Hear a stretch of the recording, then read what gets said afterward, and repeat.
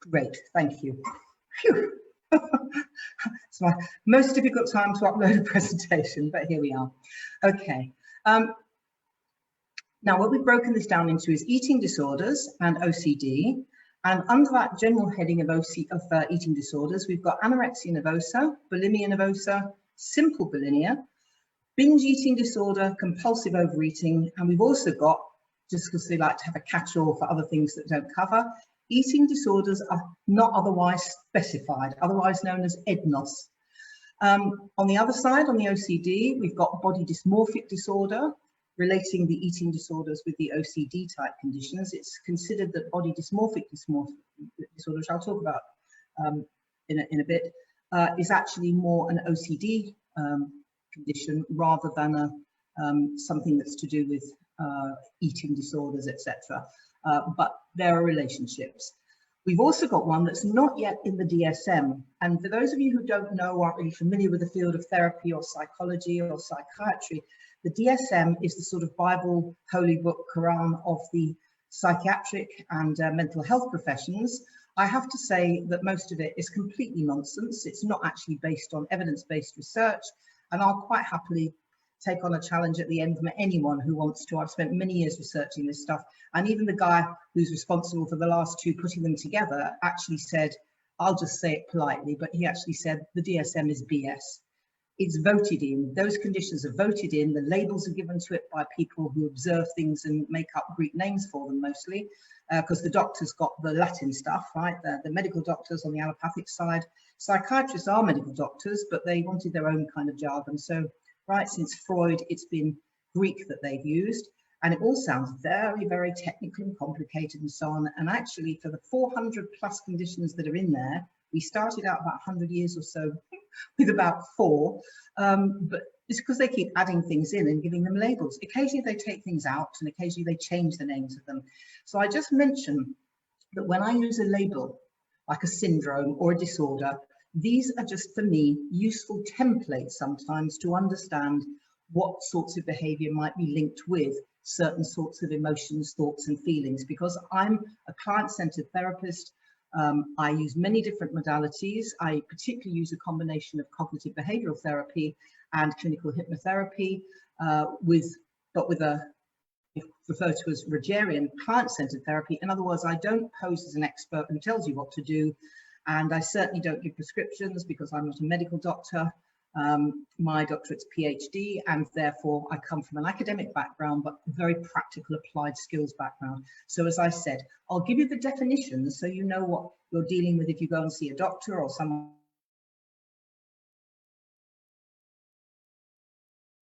So these are just pointers. These are like, you know, having a pair of glasses that helps to make things clearer sometimes. But if we start putting a label on a person, it's very hard to help them because we're seeing them through that label's glasses and not as they actually are. So I won't keep repeating that, but just so you know where we're coming from is saying this is just to understand sort of categories, behaviours, what you might see, but then when you're dealing with an individual, you're dealing with an individual.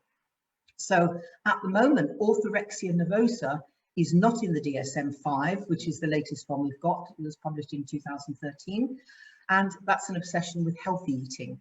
But obsession, that's why it's under OCD. And then we've got rumination syndrome, which sounds wonderful, doesn't it? I'll translate, by the way, any of these categories that sound like, oh, what does that mean? Rumination is just like when you ruminate over things, you know, like cows chew cud while they're chewing the cud. Fair enough, that's to help them digest it. But when people get on a roll where they just keep running the same thoughts over and over and over again, they tend to get stuck. So I mentioned there's eating disorders stressified and distressed, which is, I don't know where I found this out. Once upon a time I learned and I realised that stressed was dessert spelt backwards. And so it's quite nice to actually bring a little bit of reframing, a little bit of humour into things so we don't take ourselves too seriously and think it's all so awful and we're all so sick and terrible, especially from this last year or so with the whole I'm one of those people that calls it a pandemic, and of course things are coming out now that some have been saying for a long time in terms of mad conspiracy theories. I think we've actually seen a major impact on mental health over the situation that's been going on, that's actually going to end up being a far higher toll in terms of sickness, health issues, both physical and mental. And I will refer to that in the slides in terms of what it's done to eating disorders and people presenting with eating disorders in this last period of time. And that's on this next slide. So just to put it in context, some of the statistics I'll give you and the facts are maybe a bit old. They might be 10, 20 years old or so, because every now and again, you know, they do big counts and statistical comparisons. But this is a graph that's going up, and it's going up rapidly. As you can see, virtually every hour, one person dies as the direct result of having an eating disorder. And the third most common chronic illness, which takes a huge toll of individuals, their families, and the society and the communities that they live in. And this bit I've highlighted for you in terms of what I was just saying. Eating disorders have become even more pronounced and prevalent during the pandemic, because partly the social distancing policies, the mandated stay-at-home orders, and the disruption to healthcare services. We've seen a huge rise in mental illness over the last year or so, because people are not being able to relate to each other as human beings who are social beings, who need contact, who need hugs, who need love, who need to see expressions on people's faces, to read their body language. We've been living in this really strange world that's like a lot of people, you know, tell me, my clients say things like, it's like a nightmare. I just think I'm going to wake up and it's all going to be over. And there it is again. And as I was sharing before, having been in a very small place compared with what I'm used to living in, and I have mobility difficulty, so it was Phil that went out and had to get the permit to go out shopping when it was really strict lockdown in the beginning.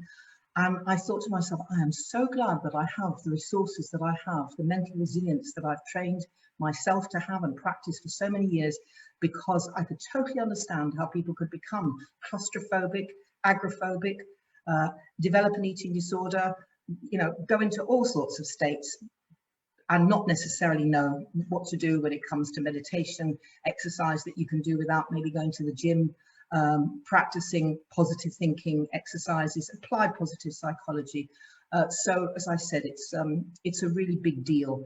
And how about this one? There was a 66% increase in eating disorder hospital admissions in 2020. Now that is huge.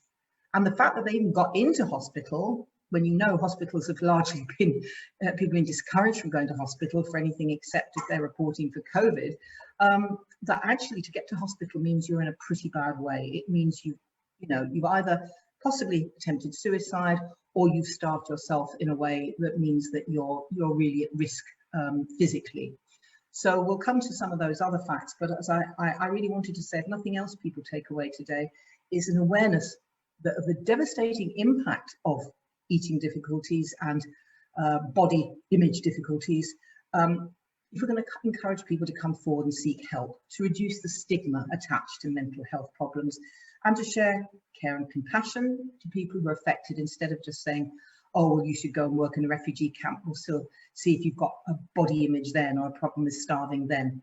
Of course, there are extremes. And of course, you see very, very fat people in concentration camps and refugee camps because they don't have enough to eat. But we're talking about context.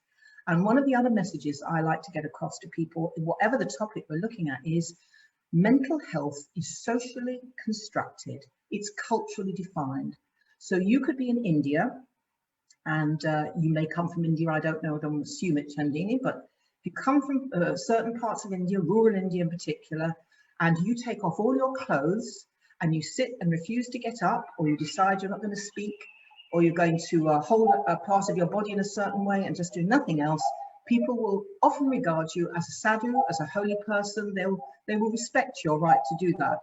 You try doing that in downtown Dubai or in the centre of Aberdeen or wherever it is that you are in the middle of New York, what's going to happen? You're either going to be carted off, maybe to the police station first and then put in a psychiatric unit, or if you're in Dubai, possibly just stay in prison if there's not a lot of mental health services available, especially in the public sector. I mean, there are there, but you have to be, again, pretty extreme.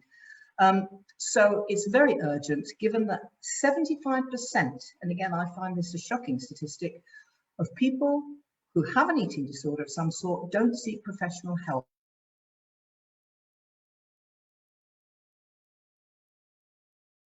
Because it's all been hidden, it's all been kept to themselves. If you wondered what that cuckoo clock sound was, it was a cuckoo clock.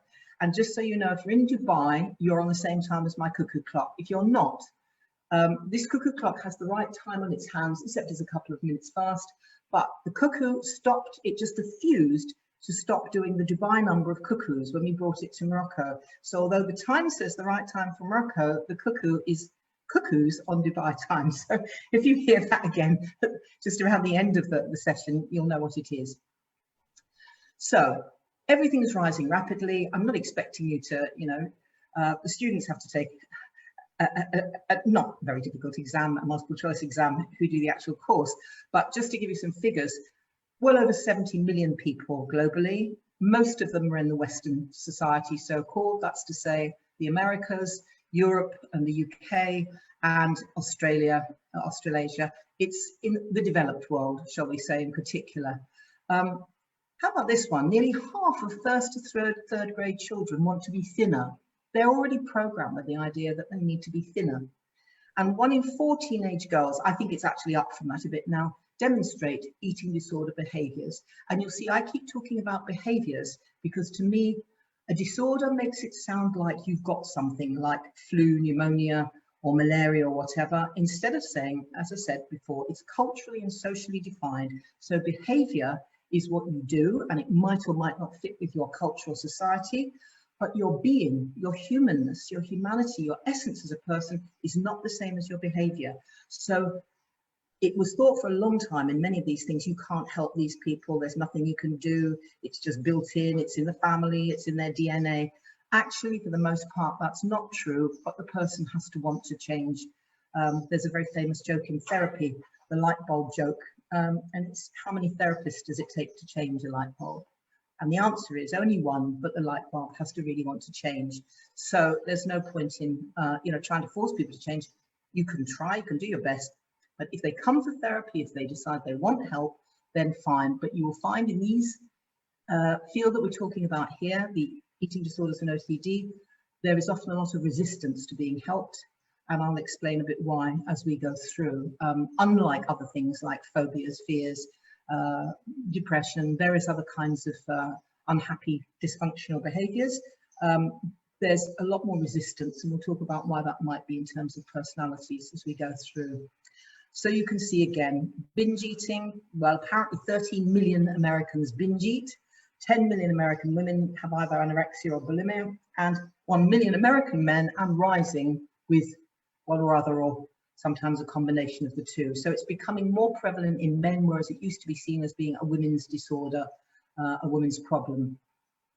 This is the bit that worries me as a mother, grandmother and great-grandmother, is when it comes to the children. It's one of my main concerns about the whole what's going on in society at the moment with the health policies. The children are being really traumatized, really affected by all sorts of things. And before the whole pandemic, the whole social media thing, the whole being concerned with image, being concerned with things that are really not things children really need to bother their heads about, is now in their face, right? Whether it's sexualized behavior, whether it's materialism, etc. Instead of just being kids, they are already being programmed from media, TV, social media, etc., about how they're supposed to be. So as you can see, 2,000 children have had treatment in the past 3 years. When The Guardian published an article, that was just in the UK.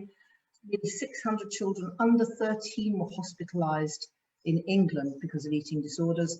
And as you can see, nearly 200 of them between 5 and 7. And about 99, 8 or 9, and about 400, 10 and 12. So we're not even talking about getting into teenage and adolescence, which was more when people would talk about these things developing. It's getting younger and younger. Similar to the States as the UK, between 1 and 5% anorexia, and we're not talking about mild forms of behaviour or slight neuroses, we're talking about full-blown anorectic behaviour. Increasing, as I mentioned, in the male population. For every 11, this was 20 years ago, for every 11 females, 1 male with bulimia. I think that's gone up. And also we're discovering now that people do things other than just binging and purging, vomiting. There's over-exercising, obsessive exercising, and men seem to go in for that as well. They can say that about 1/3 of Americans are obese, and about 60% are overweight. So again, what you read about America is pretty much true, or the same trends in most developed societies. And anyone can exhibit behaviours. This is one of those things that doesn't go particularly with social class or age or gender. As I said, it's more prevalent and seen in women, but it can happen to anybody regardless. And when I say it can happen, there's no it, it's not a disease, but the behaviours do become prevalent. And the thing is also, this is one of the issues about social and other mainstream medias, is that children, young children, have got extremely active mirror neurons. I don't know if you know about that, but the learning centers in the brain, how we learn is by modeling, right? By copying, by doing what we see, what we hear, what we see other people doing, what we feel around us. So when we see and exposed to these sorts of things through the media, obviously that's what kids pick up. So as I said, it is starting to get younger. Mostly by about 20, the majority of people who develop these behaviours have already started with them. And as I said, a 10% report onset at 10 years old or even younger. Here's another few things to think about. Nearly half of prepubescent girls admit to dieting or doing things to control their weight. That was not always the case. I'm sure there have been people from historical accounts I've read who binged, who purged, who acted in extreme ways when it came to eating behaviour and fasting as a long tradition of history with spirituality in certain religions. However, we're talking now again about children, young children. Many people who exhibit OCD behaviours don't come from broken families or, you know, all the statistics that they tell us about what makes people more likely to be upset or dysfunctional. They come from often affluent and certainly stable homes. But here's the thing I mentioned before, they tend not to seek professional help unless it becomes severely dysfunctional, and especially in eating disorders, life-threatening. The mortality rates range from between 5 and 15%, largely through suicide, because people either starve themselves to death or they actively commit suicide another way because they're unhappy, because they are very, very distressed and depressed because of what's happened. And you've got that loop going on, whereas, you know, we have a mind-body connection. So if your eating is affecting you, I'll show you some slides on that, your health and well-being, that's going to affect your psychology. So psychology and physiology are tied in together. So in America, I mentioned the figures, but many of those are binge eaters. About a third approximately of girls and boys in America are overweight, and about 14–15% are obese. Now, again, that used to not happen within my childhood. I'm the other side of 70 now, and you got the occasional person who either obviously had issues with food and body image, or had hormonal issues, problems, and they were the fatty or extreme fatty in the class. The majority of kids were not fat. They're not overweight because they were busy, they were out and about, they were active, they were not sitting in front of the TV or the computer for hours and hours at a time. They were out and about. And of course, nowadays kids are put under such pressure to perform, to go to after school activities, clubs and everything, but a lot of them are not active or sporty. And so again, that's not encouraging to get the amount of physical movement that they need. And I'm not just talking about calories here, by the way, I'm talking about stress, because the stress response means that unless you get exercise, the stress chemicals keep churning around in your body after the incidents that stressed you out, the stressor that's affected you, and then, of course, that actually leads you to continue to be more and more stressed. You get chronic stress. When you're chronically stressed, you often get anxious or depressed, and then you're far more likely to do things like develop behaviour that is dysfunctional, like the eating disorders or the OCD. Some people have a fear or phobia about food or eating. Cytophobia and cibophobia are the terms given to the fear of food and the fear of eating, and a metaphobia is the fear of vomiting in public. So people do not want to eat, share a table, share food with others because they have a fear that if they do, they'll throw up, and that would be deeply embarrassing. So they will not eat when they're in a social situation. Now, some of the people who are more at risk, okay, girls who become more sexually mature before their peers, if they have an early puberty and start to get breasts earlier and start to fill out more and start to get a more womanly figure, they may interpret that they're fat or overweight. They may get teased about it. Already, as I've said, they're concerned about their weight before they get to 14. If they've got a previous history of early dieting, again, that puts them more at risk, have other sorts of behavioural problems, high stress levels, which I just mentioned, and low self-esteem. They don't feel good about themselves. They feel that there's something wrong with them. And if they've got mothers or siblings, grandmothers or relatives or close family friends that show concerns about their own size, shape and weight, they're more likely to be affected by that. And of course, if the mothers, siblings, relatives, etc., have a go at them about getting fat, and I've known people where the mother is obsessed with her weight and is constantly putting the children on diet, saying they can't have sweets or chocolates only at certain times, and so they pick that up really early in terms of their behaviours. And then, of course, if they're in conflict with their parents, it's a great way of, a dysfunctional way of getting control over something, where your parents control your behaviour or don't let you do what you want to do. So the OCD, OCD personality type linked with susceptibility to OCD is the sensitive avoidant type. It's possible, but there's no proof of any hereditary factor. It's more likely to be learned response to stress and anxiety. So in other words, when they say hereditary and they say, well, your mum or dad was like that, or my aunt was like that. But yeah, remember the mirror neurons I was talking about? That's what they've observed. And that applies to some other OCD type behaviors, which I'll refer to later, like picking at skin, plucking hair, trichotillomania, plucking at eyebrows or eyelashes. These are things that the kids have actually watched from they've been very small. And I discovered when I first moved to the Middle East, in the world where women cover, it's actually much more common than people realize, because the hair cover enables you to cover the hair up so people can't see the bald patches or the bits that are missing. And I've had clients tell me, oh yeah, my mum, my aunts, they used to do the same thing. I used to see them when we were at home and it was just us women. When their hair wasn't covered, they would see them pluck. So again, obsessive kinds of behaviors. And comfort food eating. Eating food that's high in fat and sugar to give a feeling of dopamine high, okay? So it gives a temporary fix, but of course it doesn't last. And that's why you get this cycle of binging on carbs and then feeling overfull, stuffed and sick, which again, I'll come to in more detail.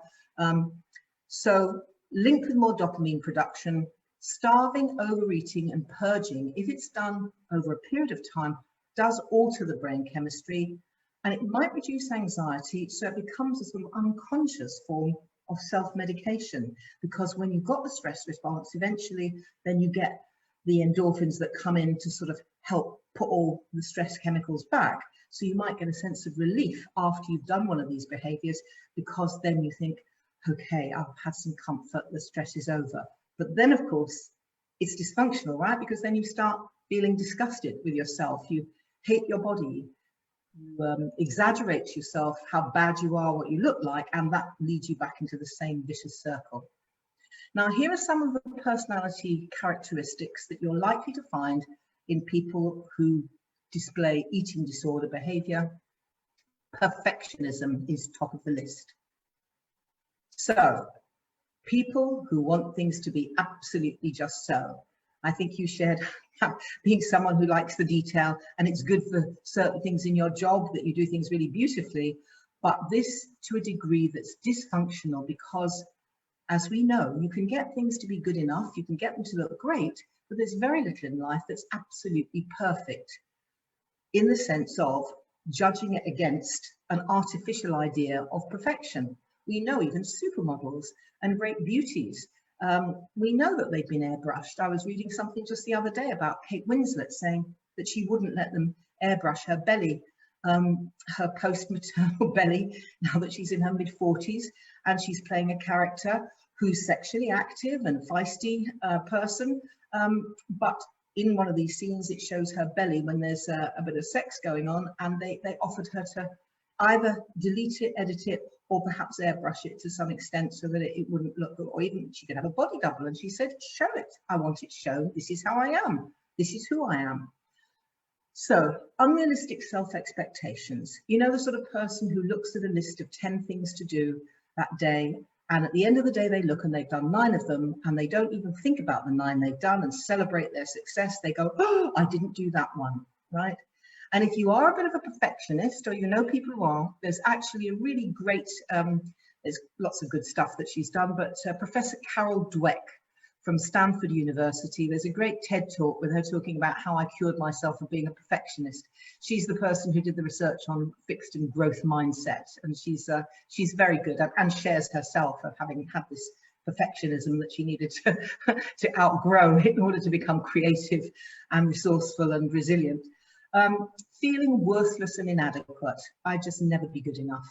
Or even, I'm just not worth the blessings bestowed on me. So someone who knows that they've got talents and abilities, but they just don't feel that they deserve them. They're unworthy, or feel guilty perhaps that somebody else should be worse off than them. They shouldn't have really had this talent or skill or whatever it is.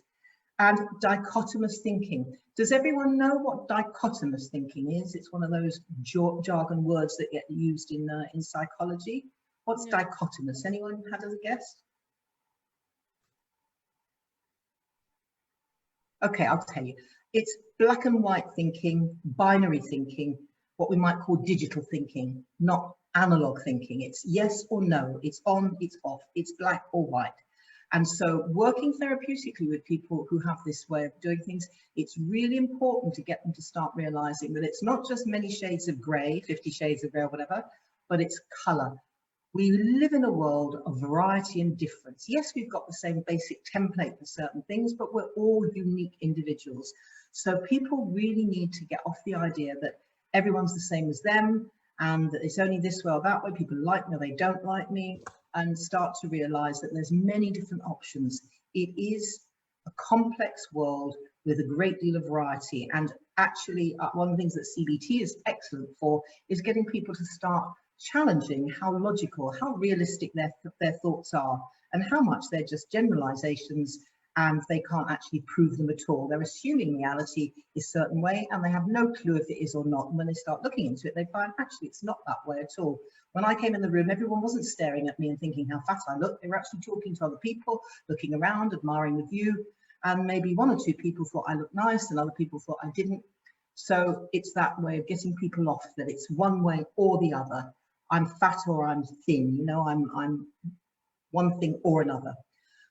Overvaluing the physical appearance, especially females. Well, I'm sure as I'm talking to women so far, I think everyone is female that I've seen on the group so far. We're conditioned to it, right? That is a societal phenomenon. There may well have been societies in the past where women weren't prized primarily for their physical attributes, but it's been the case for a long time now in many societies. Now, the idea of beauty is different. You know, in certain African societies, if you're thin and skinny, that's not considered to be physically attractive because it means you're not properly fed, you're too skinny. Whereas in others, and even in cultivating hugely fat people I believe in New Guinea and some of the places in Samoa.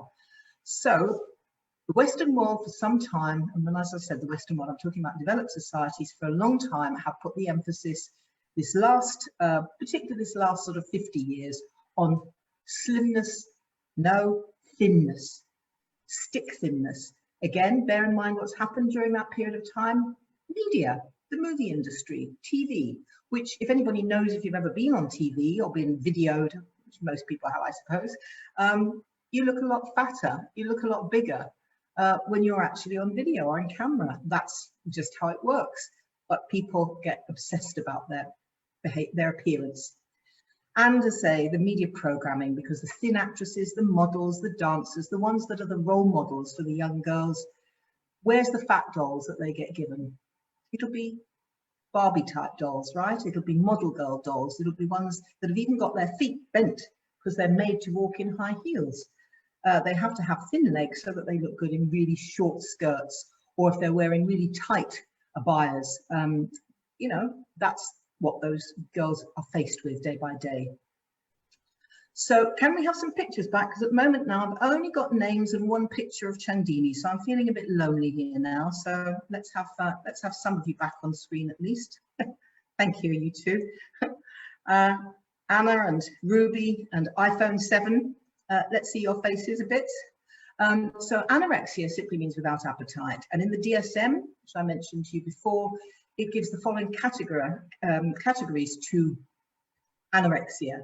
So it's basically the restriction of energy intake, and that leads to a significantly low body weight. And you've got to look at it in context of their age, their sex, their height, etc. But it's less than minimally normal, because there's a range of normal, which I'll briefly refer to later.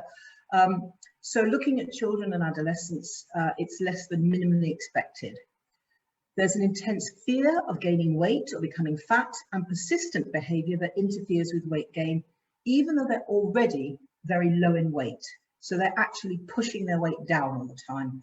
Disturbance in the way that the body weight or shape is experienced, undue putting the worth on body weight and shape as being what you're worth, who you are, what your value is as a person.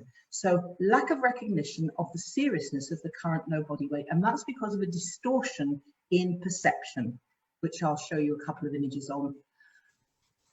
During the last 3 months, if the person is not engaged in current episodes of binge eating or purging behaviour, that's to say using things like self-induced vomiting, bulimia, which we'll come back to, or the misuse of laxatives, diuretics or enemas, or the other type is the binge eating purging type. So this one restricts the intake, this one does the binging and purging. So they have engaged in recurrent episodes of binge eating or purging behaviour, self-induced vomiting, or the misuse of laxatives, diuretics or enemas.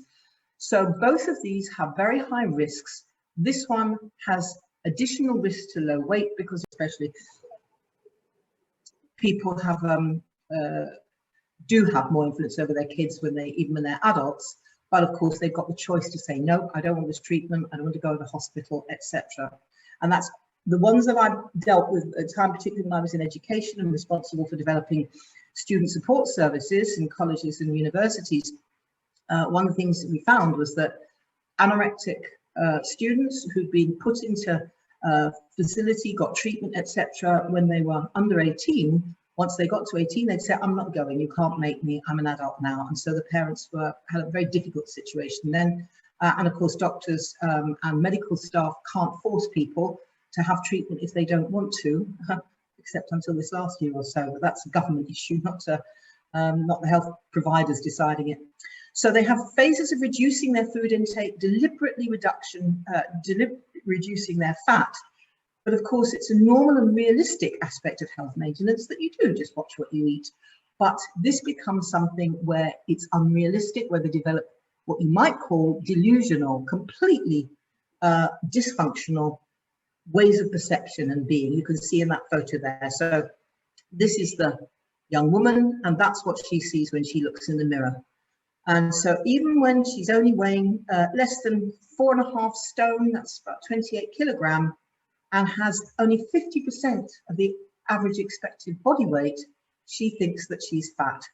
And that's what she sees in the mirror. And you sometimes have to do kind of reality checks with people. Like I've done things like give them a piece of string and estimate how wide the string would have to be, how long would it have to be to go around their waist. And you'll find that what they estimate when they actually put it around their waist is completely unrealistic. Their waist was way smaller than they thought. They thought they were much, much larger than they actually were. So if a person with a low body weight is not found to have a specific anorexia mindset, then the actual physical or medical cause their problem must be identified. You can't just assume that weight loss is psychological. It might well be that they have cancer. It might well be that they've developed some problem with digestion. Then they're malabsorbing. They're not taking in what they're eating. So thyroid usually results in people putting on weight, but occasionally it can be the other way around. So it needs to be checked out if someone isn't presenting the psychological and emotional aspects of eating disorders. That's why it's useful to know what type of person we're dealing with. If someone's quite cheerful, common sense, comes out, I'm just losing weight, I don't know why, then they need to go and see a medical doctor and get it checked out what the cause is. Now, I was saying that sometimes people can be hyperactive, they're starving themselves, and yes, this actually is a photo of somebody who thinks that she is overweight. And she probably only likes herself and feels that she's thin enough when she looks like this, which, as you can see, is starvation mode. There is somebody there who's not got much longer to live unless they get their body weight up a bit from that, because the vital organs can't function. So it's a way of gaining autonomy. It's a way of feeling in control, but totally preoccupied with restricting food intake. So not dealing with other issues, developing relationships, friendships, thinking about the opposite sex, career, what does she want to do with her life? The whole of everything in life is framed by food and restricting food intake. And here's the thing, it starts to actually affect the cognition, because when you're starving or persistently undernourishing yourself, it impairs your thinking.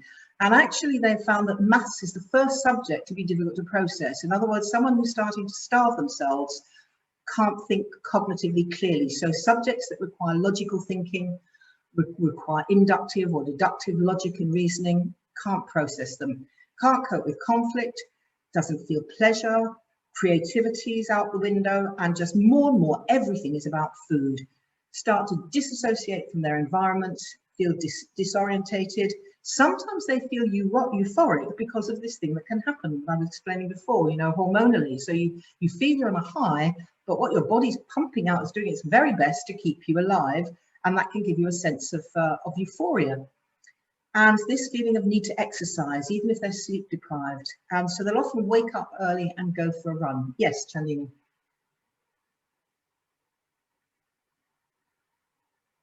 You can't hear me? Sorry, have I got muted?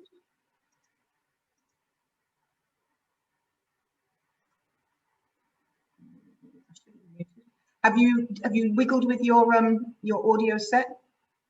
Are we back now?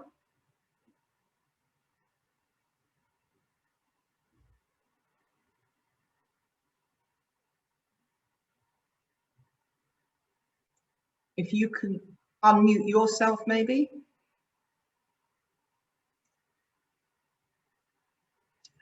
Okay, my question is, by euphoria, are they almost delirious? Yeah, you know, when you have an unnatural high, when you just feel, yeah, top of the world. And if anyone's fasted here, and I have fasted, I've done long fasts for sort of purification fasts in the past, not for weight loss reasons.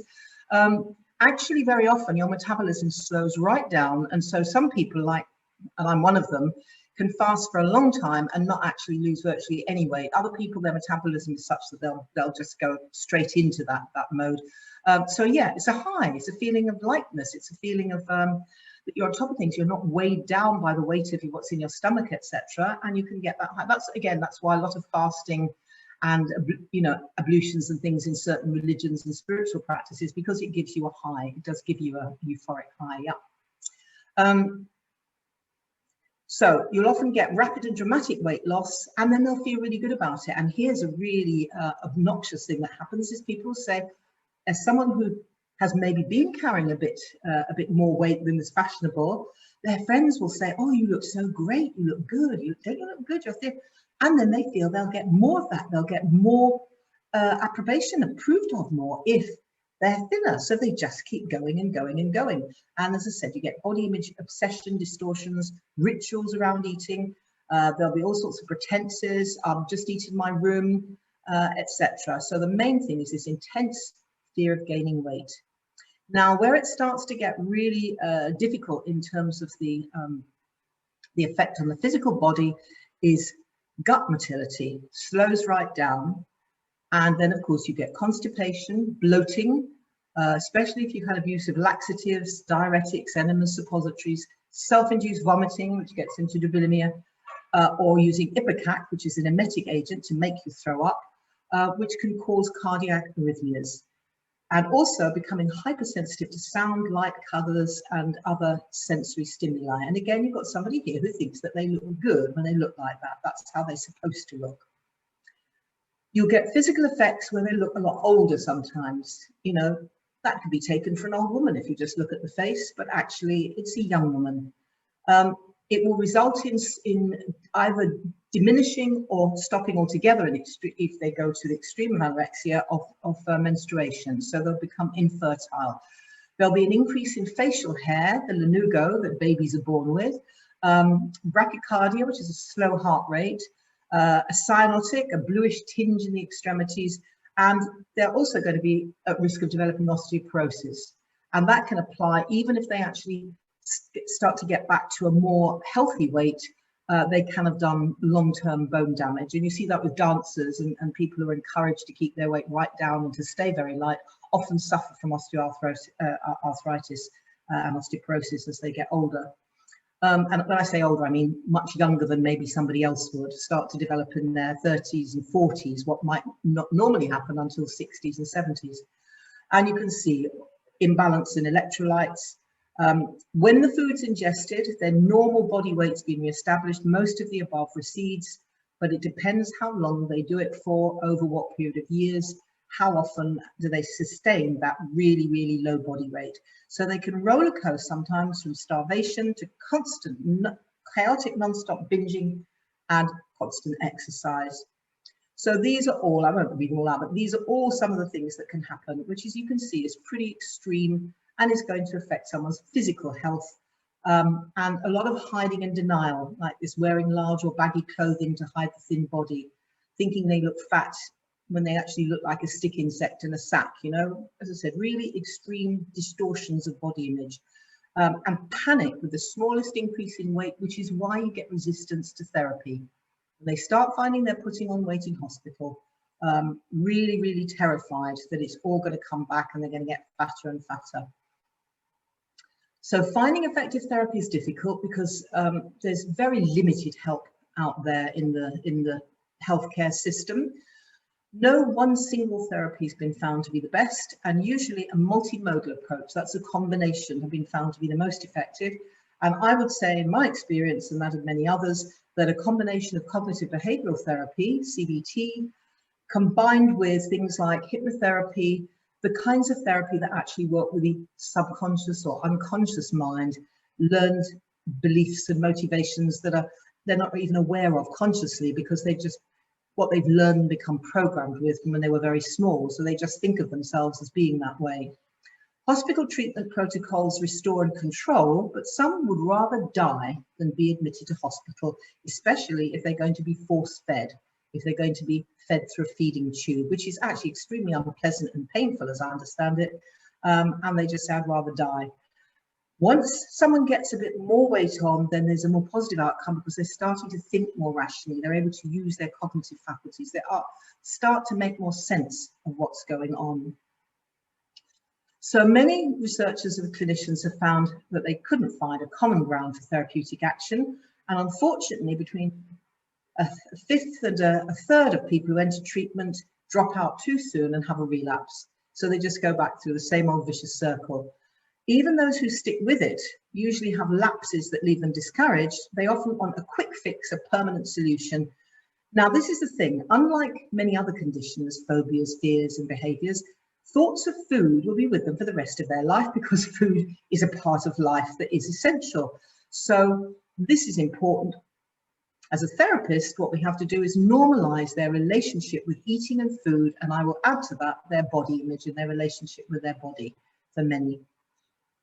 So getting into treatment, staying in treatment, making the necessary lifestyle changes, resolving underlying psychological and emotional issues which have led to the starving, binge eating and or purging.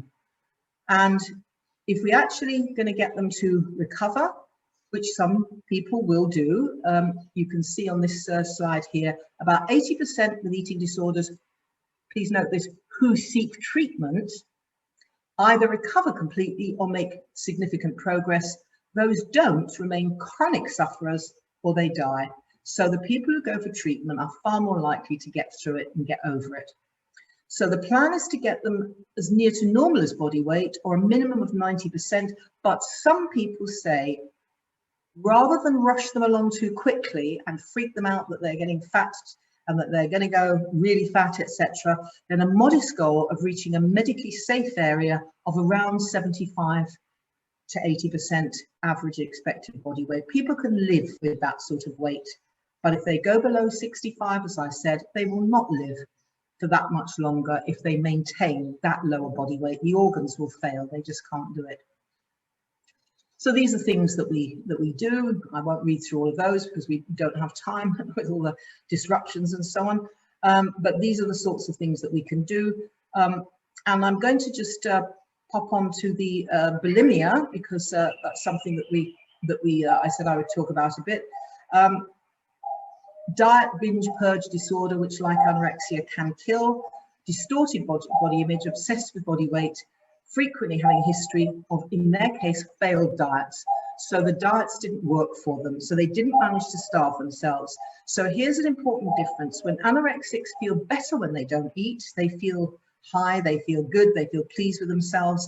Bulimics are confronted every day with the fact that they haven't been able to control themselves or their food intake sufficiently, and so they tend to binge and then purge themselves and find other ways than starving themselves. So here's the definition of binge eating. Eating in a discrete period of time within any 2-hour period an amount of foods that's much larger than most people would eat in a similar period of time, in similar circumstances. A sense of a lack of control over eating during the episode, feeling one can't stop eating or control what or how much is eating. And so then what they do is they stuff themselves, binge, and then do compensatory behaviours in order to prevent weight gain. So self-induced vomiting, misuse of laxatives, diuretics, other medications, fasting, or excessive exercise. And sometimes nowadays, I was talking to one of my supervisees about one of their clients recently, has actually had a balloon, rather than a gastric band, they've had a balloon inserted into the stomach so that they feel full most of the time, so that they only eating a small amount. But of course, that's not actually addressing the underlying emotional and psychological issues which have led them to get into those habits in the first place. So it'd be interesting to see how successful the therapy is while the person's got the balloon inside them. And of course, you can be all sorts of negative results that can happen with bands coming off and things blocking the system, etc. So on average, their inappropriate compensatory behaviours occur on average at least once a week for 3 months. Again, like the anorexic, they think of themselves as being defined by their body shape or weight, and it doesn't occur exclusively during episodes of anorexia nervosa. Some people go from one to the other, and again, they sort of feel they're in control of it.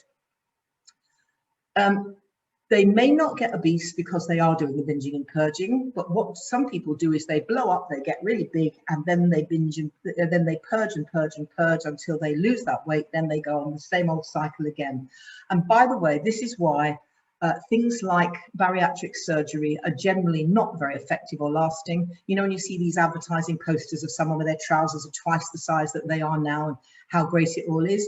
Actually, the research shows that a large number, the majority of those people, will not have long-lasting weight loss of that amount. They might stay somewhere more in the middle. They'll very rarely stay at the lower weight that they've got to after several months or a year after the surgery. They usually manage to put it back on, and they do things like find strategies.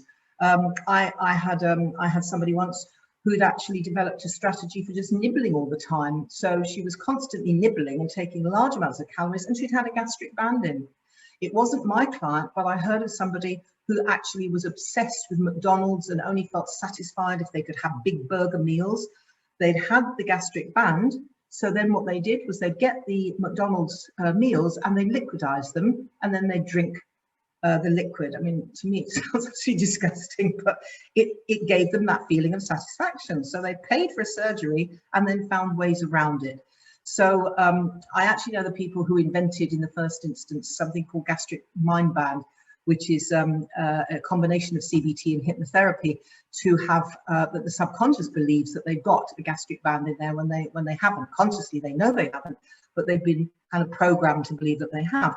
And they found that they had at least as good or better results than people who'd had actual gastric bands using the CBT and the hypnotherapy combined. When emotional problems are resolved and better coping skills and strategies are employed, the outcome of the therapy is generally good.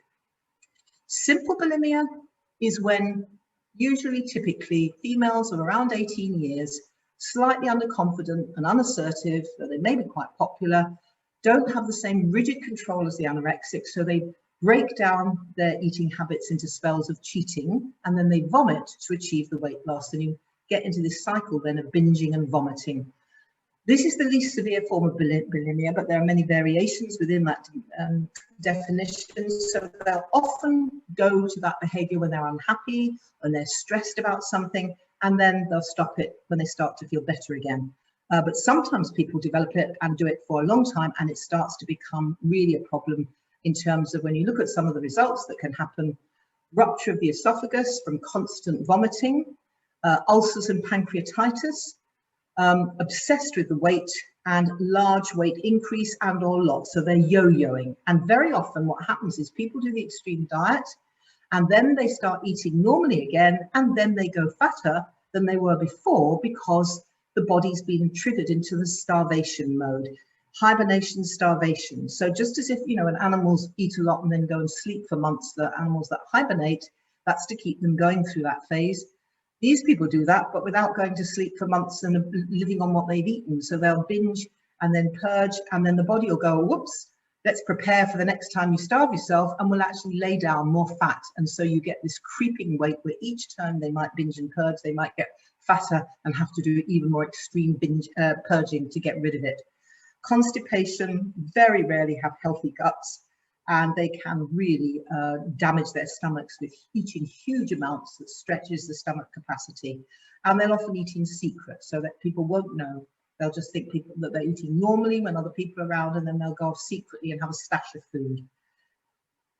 So the binge eating disorder is recurrent episodes, and again, like the other one, within a 2-hour period, but that they keep doing it over and over and over again, not just when they're stressed or from time to time. So I've had clients who might say, oh, you know, I've done it a few times in the last few years, and others who are doing it every single week.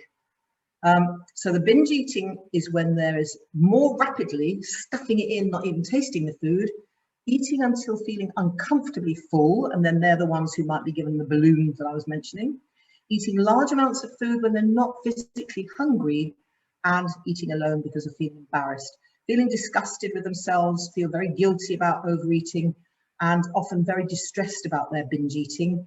And it doesn't necessarily associate with compensatory behaviour or exclusively during bulimia nervosa. In other words, they might just keep binging and not doing much purging. And then you'll see that, you've probably seen the cases where the woman had to be brought from India to Dubai, and they had to construct a special lift to get her out of the house. They had to take the house door down or window out to get her out.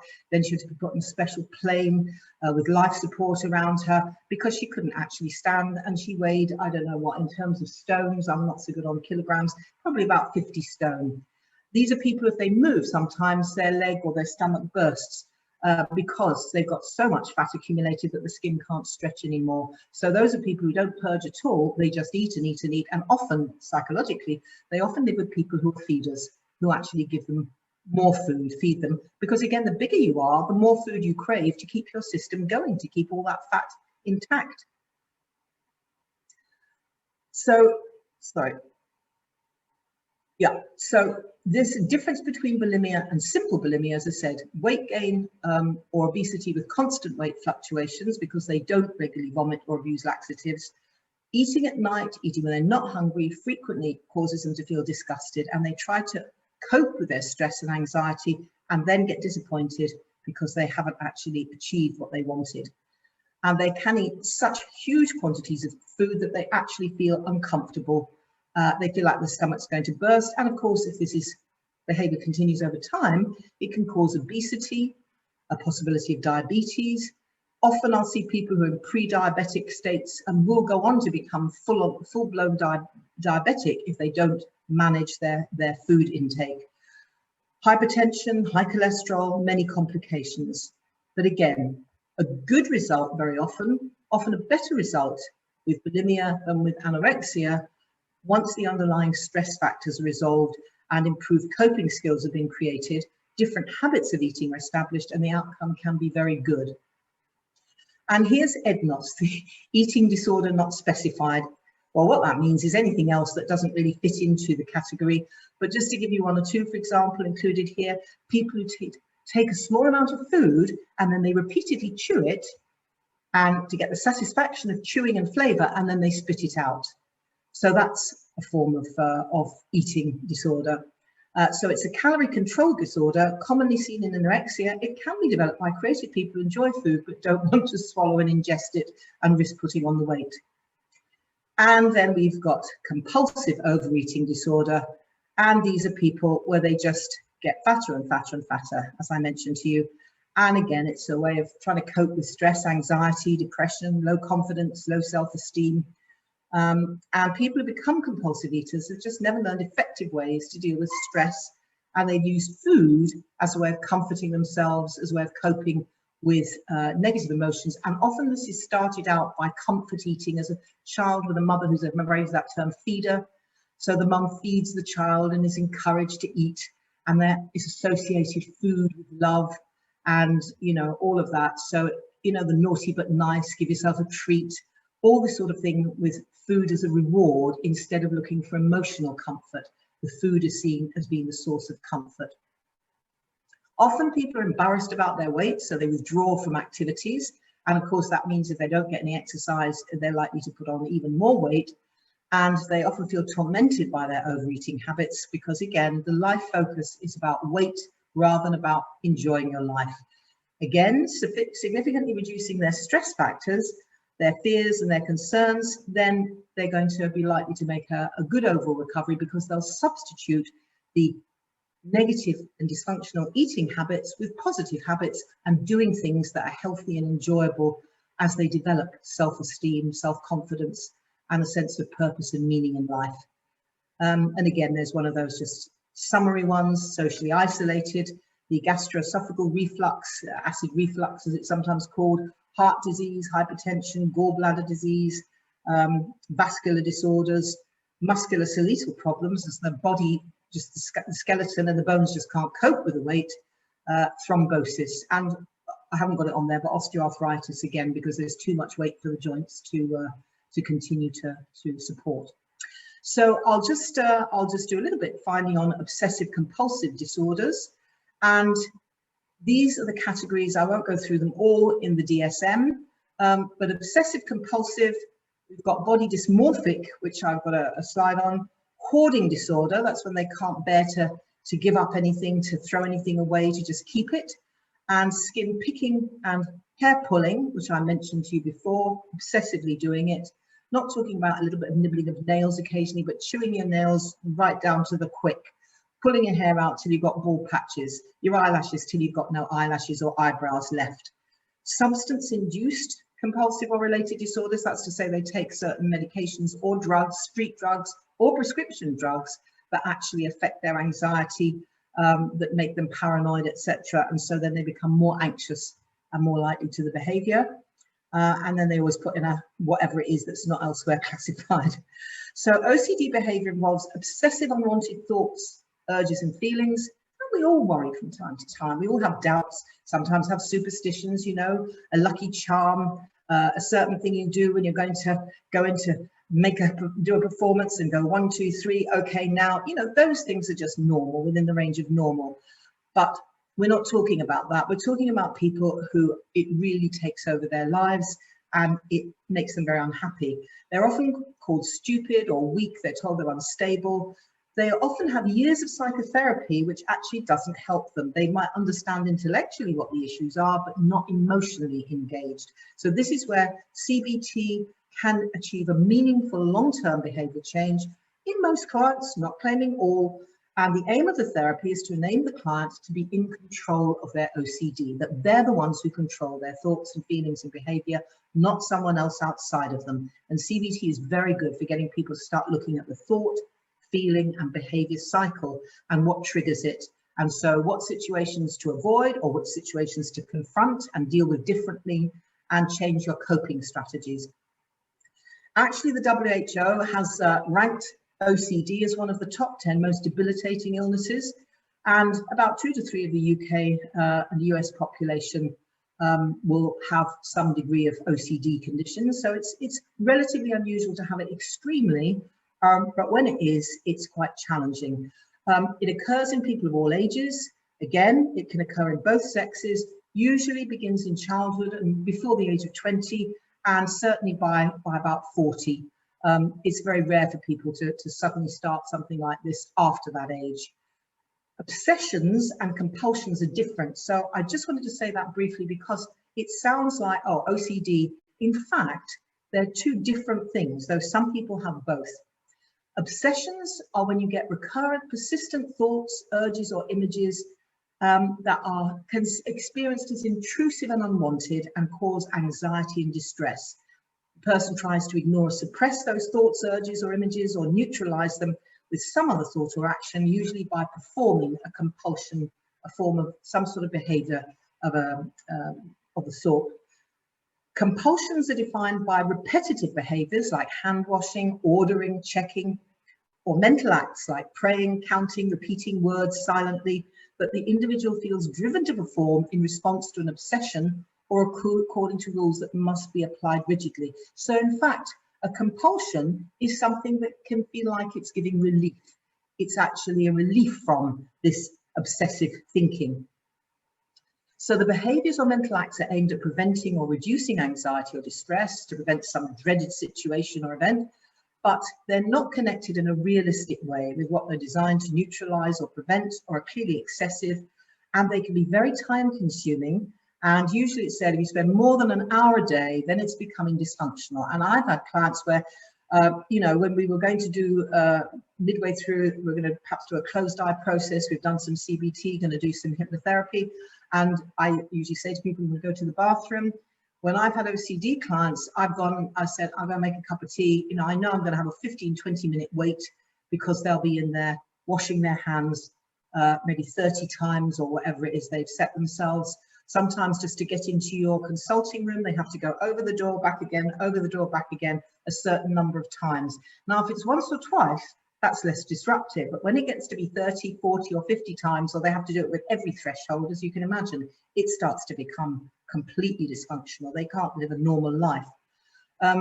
So these are not attributable to direct physiological effects of a substance or another medical condition. These are things that are happening as a result of disturbance of some sort. And here are the most common obsessions and compulsions. Fear of contamination, germs, dirt. That's very common, and I won't say much about that because reasons of time. Otherwise, if we'd had the proper time, I would have done. But you can see that you're going to have a lot of people now are going to be saying, well, how comes that's a dysfunction? That's actually right. You should be washing your hands repeatedly every time you go to the bathroom or go in and out of a building or anything. So the whole situation we've been through the last year and a half has actually developed a lot more of this sort of obsessive behaviour. Obsession with germs, contamination, etc., harming other people or themselves. So we can have excessive, intrusive sexual thoughts, excessive religious or moral doubt, forbidden thoughts, a need to have things just right, or a need to ask, tell, or confess, sometimes false confessions, going and saying, I think I did that murder I read about in the paper, because they built up a fantasy that they've obsessed about so much that they actually believe that they did it. And this is why torturing people to get them to give confessions is not the best way to get to the truth, because people will say almost anything when they're under duress. And I don't mean just from pain, but I mean from restrictions, from sleeplessness, from being told what they can and can't do, and getting really distressed about it. And these are the things they tend to do: washing, repeating over a certain number of times. So sometimes you work with a client and maybe they won't give up totally their compulsions because they feel relief from them. But from 30 times hand washing, maybe they'll accept I can do it twice or 3 times. And I'll cut down. One lady I worked with, she came to me, she got something like 20 something compulsions she had to do.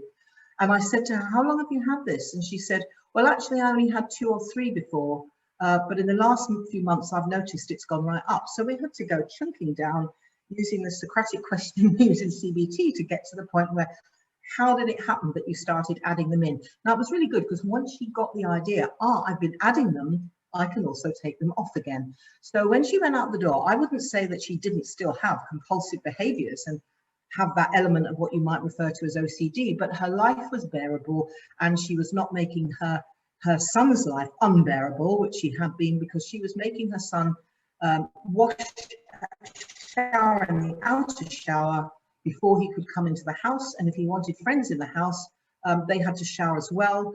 And there was so much control within the family that you could see it was very likely that their lives were being really badly impacted, and she didn't want to be a bad mum, and so she knew she had to cut that obsession down. By the way, in terms of irrational, she also had a big dog in the house. And I said, but you've got all this weird and wonderful stories about how the germs are going to get to your son or your husband or anybody that comes to your house and get in and contaminate you, but you've got a dog in the house. Dogs, I didn't want to say too much about the dogs. I didn't want to suddenly freaking out about the dog. But she said, oh, no, that's okay. And I said, well, how is it okay? And she said, because I put on an apron. I have an overall that I put on when I'm petting the dog. So that's okay.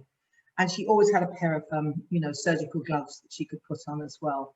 So interesting how people will tell themselves stories that justify completely conflicting what we call cognitive dissonance in the psychology world. So checking, touching, and again, you might well go and check, is your iron on, especially if you're meditating and your mind's getting distracted and you want an excuse to get up and walk around. But I'm talking about going and checking 4 times, 5 times, 6 times, 7 times. It's becoming completely dysfunctional and irrational. Counting, it has to be in a certain order, arranging things in a certain way. I've had OCD clients who got up and started rearranging the things in my consulting room because it disturbs them, that it shouldn't be that way, it needs to be that way. So, hoarding or saving. And again, I've worked with, when I was much younger, with elderly people doing sort of charitable work, helping them, befriending them and helping clean up, who'd stored newspapers for so many years that they actually could only crawl around in their living room because they were absolutely full of old newspapers, others with clothes, some with bottles. Really interesting how some people manifest this hoarding. Now, some people, when I say praying, say, "Oh, that's not very nice. Prayer, as if it's it's something dysfunctional." No, I'm talking about praying in an obsessive way that then has to be often repeated, and where everything else comes first. The opposite, right? So the prayer, even if the child's crying or the house is on fire, I have to do that. And also seeing prayer as a substitute for making other changes in life. So I'll pray to God and let God take care of it, and not actually tackling emotional or psychological or financial material problems. Now, the old techniques that were used in various ways with this type of behaviors, which I hope I've shown you, there's a lot of similarity between the OCD and the eating disorders, obsessiveness, about doing things in certain ways, ritually, black and white thinking, self-criticism, perfectionism and self-blame, low self-esteem, low self-worth. The older techniques that we used, exposure and response prevention, didn't create effective overall positive outcome, but we do still use what we call controlled exposure, but not flooding, which was popular for a while. Just give them a dose of whatever it is that's really, really the thing they're afraid of or anxious about, and they'll get over it. But that's not considered to be the best way of doing it nowadays. It's much better to do a controlled exposure and gradually introduce things. Drug therapy has a very high relapse rate. Usually people are put on a SSRI, an antidepressant or an anti-anxiolytic as soon as you take them off the medication, sometimes which they have to do because it has physical effects like brain lesions, heart enlargements and so on, and other conditions. Sometimes also because they make a person more anxious, more depressed, and have increased suicidal ideation. But the point is, when you take them off them, they've still got the same problems they had before. They don't have the coping skills or self-understanding. So it's really important that good structured therapy is brought in. I mentioned this before, I think it takes almost 20 years from the time somebody develops OCD behaviours until they get appropriate treatment. So what does that mean? It means it tends to take a bit longer than some kinds of therapy because they've had 20 years to form habits in their neuronet, their neural pathway that just run on autopilot, right? So you need to actually break those habits down and substitute different behaviours and different habits. Many healthcare providers are not familiar with these behaviours. They're not trained in providing appropriate care or therapy. And so, as I said, it doesn't have a very good outcome in terms of particularly anorexia and OCD, extreme OCD disorders. This is something you may not have heard of. A minority of people with OCD have personality traits which are called Obsessive Compulsive Personality Disorders, OCPD. So despite the name sounding similar, actually they don't have obsessions or compulsions. It's more a kind of person that's always preoccupied with lists, rules, schedules, perfectionism and rigid behaviour. And as a matter of fact, autism and Asperger's syndrome, which are developmental disorders, are actually relate to rigid and compulsive tendencies. They're not the same as OCD, but you can see some sorts of overlaps, if you like. Lists, counting, becoming really obsessed with a particular thing. I was doing a stint once doing learning support for a short time just at the end of maternity leave period, and I worked in a school which had a number of autistic children, and it would be this, there would be some tics, there'd be some rocking type behaviour sometimes, physical repetitions, and obsession with a particular thing. And I had one boy that I was providing support to who became obsessed with martial arts. So everything had to be about martial arts. He wanted to know, he wanted Kung Fu Miss, can you show me some moves? But it was in that way. And often autistic savants who I've worked with, not therapeutically, but I've got to know them and I've worked with the counsellors and so on, who've been what they call an autistic savant. That's to say, they have got very little ability to read body language, facial expressions, emotional intelligence is very, very low, but they have incredibly good facilities, often in logical memory techniques. I don't mean techniques like they've learned, but they can do this for themselves.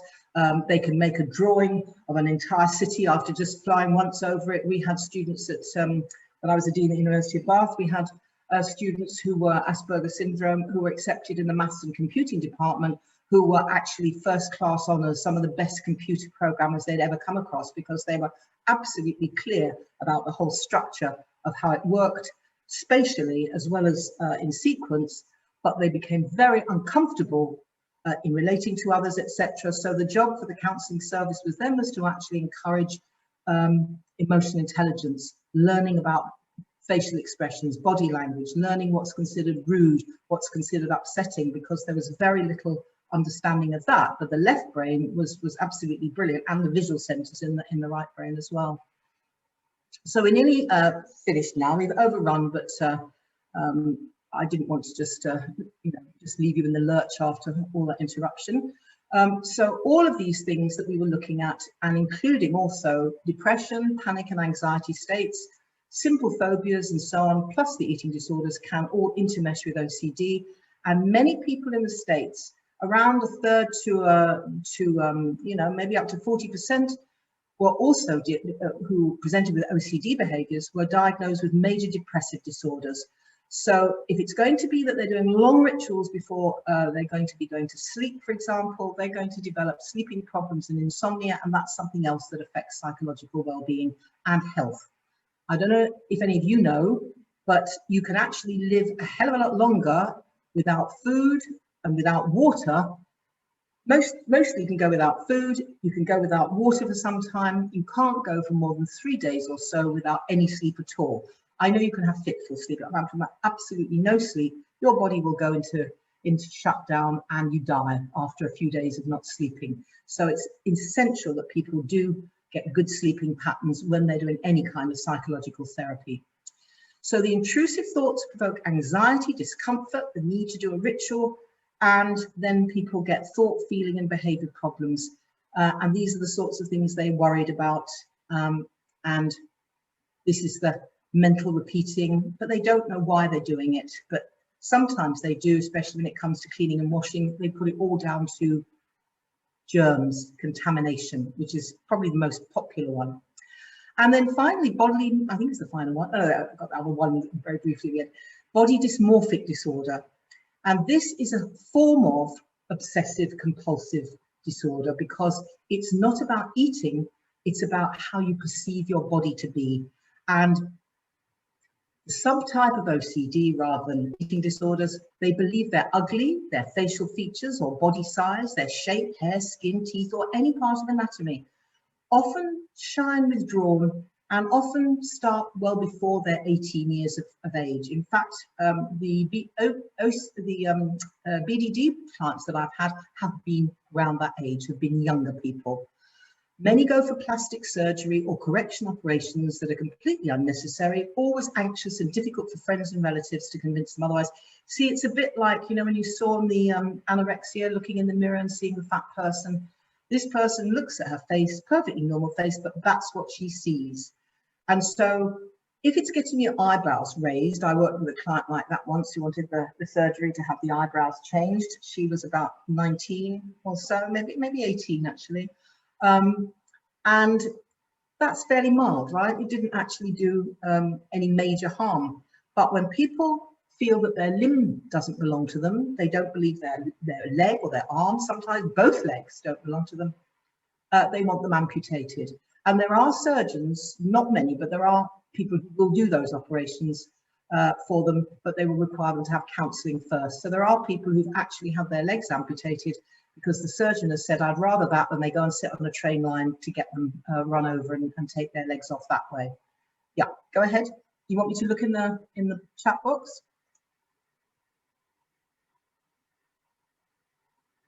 Did you put a question in there? You can unmute yourself if you like, Chandini, if it's quicker to just say it. Oh, shame. Okay. Right, okay. Did you want to ask a question? Oh, go to the previous slide. Yes, sure. There's someone, okay, someone who they want to look like that, right? And they think they don't look right, or they might look more like that. They've been weightlifting, in which case maybe they should do something to drop some of that muscles off. But this kind of thing, very, very anxious, and it's very hard for their relatives and friends to persuade them otherwise, because again, they've got this distorted body image. So this is the final one I wanted to touch on, which I mentioned earlier, a fixation of eating proper or pure food and feel superior to those who eat junk food. The primary importance is eating pure food, and the timing and the consumption overrides personal values and relationships. So this becomes more of an OCD type disorder. And it may be that, as I said, they're eating healthy, but I'm talking about, not there's anything wrong with eating healthy, but it's all they think about. Is it pure? Is it right? Is it organic? Is it absolutely the right type of diet? To the point where they can't relate to people in any other way except about food. I know someone who's like this about meat, because he believes the only way to be healthy is to eat nothing but pure, organic, sweet grass-fed meat. And so if you're a vegetarian around him, which I happen to be, you can't really have a conversation about anything, because he'd just be constantly telling you, you need to eat this certain type of meat, and meat's the only thing that will keep you healthy, etc., etc. So that becomes an obsession of sorts. And as I said, it's not yet in the DSM, but it probably will go in there.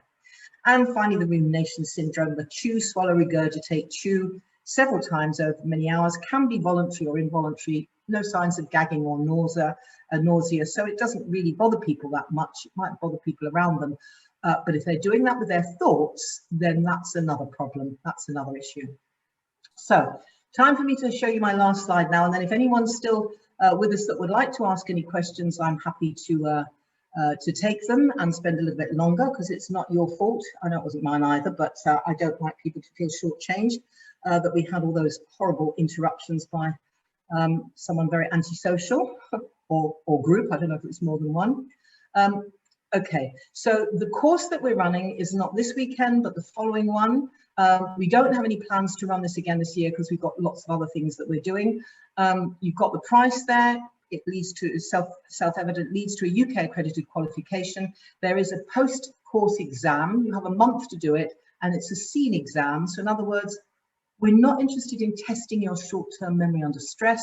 We just want to know that you've got the right information and right answers. And it's just a multiple choice exam.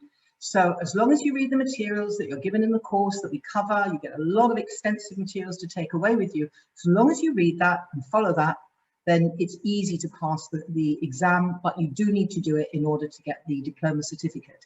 And that comes from, it's signed by me and Dr. David Cato, under whose license we run the course, and it's approved by a number of professional bodies. Suitable for anyone who's working as a professional therapist, a counsellor, a wellbeing coach. Sorry? So I suppose, and again, it probably to do with the size of the group. If you have too many people, it might make it difficult to get those sort of visioning things actually consistent. Especially sorry, one who's of the group members so I can come to you? some people Is it Anna? who are really keen to build on the piece of land they got their eye on, and other people are actually keen that it stays as a farm. So they've all got about 40 people involved, and they've all got different ideas. That's going to be very difficult to navigate. Sorry, I didn't hear the first part of your question. That's really good point. Yeah, no, thank you very much, Charlotte. Some really strong themes. Let's see who else have we got another group cross wires with this? Well, I'm going to continue because I need to finish up this slide and speak to anyone individually that needs to. What we talked about the financial situation. Okay, I don't think it's in this group. So, okay, so as I was saying, so it's suitable for anyone who works in the field of wellbeing, health in various roles, and who wants to learn more about it. And what we do is cover in much more depth than we've done tonight. Certain amount of money to put forward at the beginning of the project. Okay, and at the same time, we also give therapeutic. If you're wanting it to be an intergenerational community. Okay, so what I'm going to do now is I'm going to go offline, but what I'm going to do is I'm going to put in the chat room for those of you who are still with me, and there seem to be at least 5 of you, or maybe it's 4 with Illuminations being one of them. If I put I'm putting my email address here. Thank you. Obviously, we won't be able to, I think we're building up our list of questions to explore. We may not have. It's Dr. Leila, DRLEILA, at transformix.com. And then my WhatsApp number, if you want to send me a WhatsApp message, is 00212. I'm putting it in them for you. 771099501. So I'm putting those in the chat room so that if anyone has got a question for me that they would like to address, I'd ask you to do it fairly promptly, please, because I've got a number of other things to go and do, and tomorrow I've got clients and various things on. So that's my number, that's my email address. I'm really very sorry that we've had so many interruptions. I have absolutely no idea why or how. I know that some of you are having a problem with your audio. I've never had, as I said, interruptions like this in any of the webinars I've done teaching, whether freebies or courses, but hopefully you've got something out of this. And if you found it useful, then as I said, ask Illuminations to send you the recording. There'll be a big gap in it, of course, but you'll get at least all the slides that I showed, and then you can have a look at the slides on the recording. So thank you for your participation. Thank you for your patience and sticking with it, those of you that have. And again, my apologies to you for something that has been outside of my control, but I appreciate your attention and time and patience. Thanks a lot. And next time I run a webinar, hopefully you'll come and join me again. And if you'd like to do a course with me anytime, then please feel free to contact me about what we're doing. Okay, thank you, Kima. Thank you as well. Thank you, Chandini. And who else have we got that I'm saying bye-bye to? Anna, I'm sorry I didn't get to see you again because we saw you at the beginning, and I don't know if you managed to pick up on what I covered in the second part, but it has been somewhat fractured. But if you've got any questions or anything, do get in touch with me. Once again, that's my email address, Dr. Leila, DRLEILA, @transformix.com, and my phone number and WhatsApp number at the moment is a Moroccan one, 00212 771 099501, and Illuminations can always put you in touch with me if you need to be in touch with me personally. Okay, so good evening everybody. Have a good time for the rest of your evening. Bye for now.